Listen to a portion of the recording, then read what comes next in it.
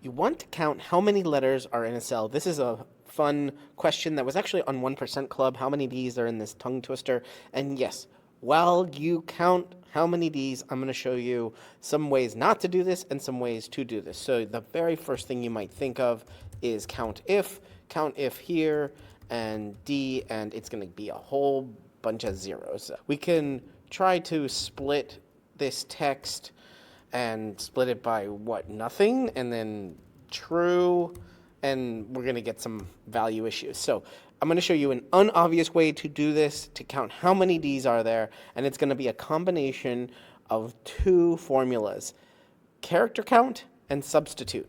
Let's see. So we're first going to count, L-E-N, the length of this text.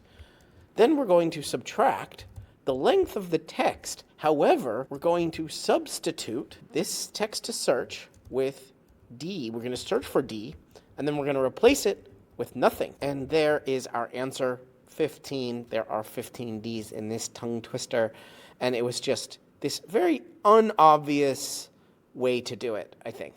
Hope you enjoyed that one.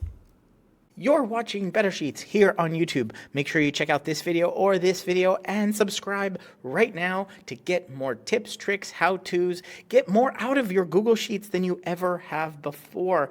I'm excited to be making a ton more videos here. Ask me questions down in the comments and I will answer them in future videos. But for right now, right here, one of these videos is going to be your next Google Sheet.